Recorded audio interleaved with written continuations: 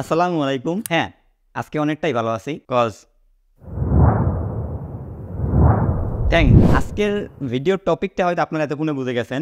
Recently Bangladesh মার্কেটে iPhone 16 সিরিজটা launch হওয়ার পর থেকে যেভাবে পারতেছে মার্কেটিং করতেছে, তো most favourite Bashundhara Jamuna future পার্কের কিছু শপগুলো যেভাবে মার্কেটিং করতেছে তাদের ফোনগুলো নিয়ে, আসলে এটা খুবই হতাশাজনক। আপনারা হয়তো বাংলাদেশে কে সবার আগে iPhone 16 হাতে পাইছে, কে কার পরে পাইছে, কে পায় নাই, দেখেন একজন টেক রিভিউয়ার আর একজন অন্য ইন্ডাস্ট্রির কন্টেন্ট ক্রিয়েটর, এখানে কিন্তু হিউজ পরিমাণে ডিফারেন্স আছে। কারণ একজন টেক রিভিউয়ার জানে কাদের সাথে ঠিকঠাক মতো কাজ করতে হবে, যেখানে আপনারা টিকটকার বলেন বা কন্টেন্ট ক্রিয়েটরই বলেন, জাস্ট ফোনগুলো পায়, একটা শর্ট ভিডিও মেক করে, দেন আপনার মিলিয়ন মিলিয়ন ভিউ পরে, এরপরে অনেক মিম তৈরি হয়। সো আপনাদের একটা উদাহরণ দিচ্ছি, আপনাদের সকলের পরিচিত মোটামুটি যারা আজকের ভিডিও দেখতেছেন কম বেশি সবাই চেনেন এসএমএস গ্যাজেট। হ্যাঁ, তারাই মূলত iPhone 16টাকে নিয়ে একটু বেশি হাইপ ট্রিট করছে। বাট এইখানে একটা কাবজাব আছে যেটা আপনারা হয়তো কেউই জানেন না।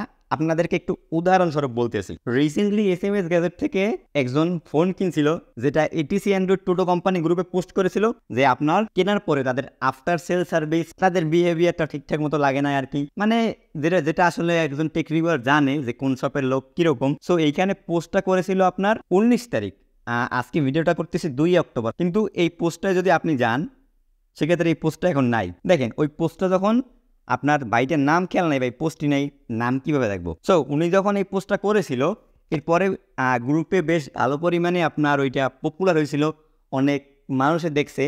দেখার পরে আপনার হয়তো কোনো একভাবে এসএমএস গ্যাজেটের কাছে বিষয়টা পৌঁছে গেছে। এরপরে যে এসএমএস গ্যাজেটের ওনার আছে জনাব মেহেদি হাসান ভাই, উনি একটা পোস্ট করছে এটিসি অ্যান্ড্রয়েড টোটো কোম্পানি গ্রুপে, হয়তো আপনারা দেখতে পাচ্ছেন। সো এখানে তারা আসলে বলতে চাইছে যে আমাদের একজন সম্মানিত কাস্টমারের অভিযোগের পরিপ্রেক্ষিতে তদন্ত প্রমাণিত হয় সেলসম্যানকে আগামী কয়েক মাসের জন্য চাকরি থেকে অব্যাহত করছে। হ্যাঁ, অ্যাপ্রিসিয়েট ভাই, খুবই ভালো কাজ করছেন, এরকম দরকার আসলে। সো এইখানে যে আপনার একটা পোস্ট হয়েছিল এই গ্রুপটা, এই যে আপনারা হয়তো দেখতে পারতেছেন এখন, এইটা আমি নিজে পার্সোনালি এসএমএস গ্যাজেটের কাছে সেন্ড করছিলাম যে ভাই আপনাদের সব থেকে ফোন কিনে একজন এরকম সমস্যায় পড়ছে। কিন্তু এই পোস্টটা আমি তখন ভিডিও বানানোর প্ল্যান করতেছিলাম, তখন দেখি পোস্টটা গায়েব হয়ে গেছে। যে আসলে এটা কখনো ঠিক হয় না, যেহেতু সমাধান হয়ে গেছে জিনিসটা। সো পোস্টটা যদি গ্রুপে থাকতো সেক্ষেত্রে আরও রিস্ক পাইতো, আর অনেক মানুষে দেখতো। দেখেন এখানে আমি স্পেসিফিক্যালি আপনার এসএমএস গ্যাজেটের কথাই বলছি না, এরকম কিন্তু আপনার অনেক সব ওনারাই করে, বসুন্ধরা যমুনাতে বলেন। যারা আপনারা এই গ্রুপে জয়েন না, এটিসির গ্রুপে জয়েন হতে পারেন, এবং অনেকেই যদি কোনো সমস্যার শিকার হয় ওই গ্রুপে পোস্ট করে, সমাধানও মোটামুটি পেয়ে যায়। এখন আপনারা দেখেন এই যে কন্টেন্ট ক্রিয়েশনে যারা আপনার প্রমোশন করছে এই বছর iPhone 16 সিরিজটাকে, তারা কিন্তু জানে না যে তারা কাদের সাথে কাজ করতেছে, বা তাদের ব্যাকগ্রাউন্ডটা কিরকম, বা তাদের আফটার সেলস সার্ভিস কিরকম, এই সম্পর্কে কিন্তু তাদের আই বিলিভ কোনো রকম ধারণাই নাই। এখন একজন টেক রিভিউয়ার যখন আপনার কোনো ব্র্যান্ডের সাথে কাজ করবে বা কোনো শপের সাথে কাজ করবে, সেই ক্ষেত্রে কিন্তু তারা মোটামুটি ক্লিয়ার হয়েই কাজ করে যে কোন শপটা কীরকম, তাদের আফটার সেল সার্ভিস কেমন, বর্তমান সার্ভিস কেমন, তাদের বিহেভিয়ার কেমন, সব কিছু কিন্তু মোটামুটি জানে। সো দ্যাটস ওয়াই আমি বলতেছি, আপনারা যদি কোনো ফোন কেনার দরকার হয় বা পারচেস করার দরকার হয়, সেক্ষেত্রে টেক ভিডিও দেখেন, বেশি বেশি টেক ভিডিও দেখেন।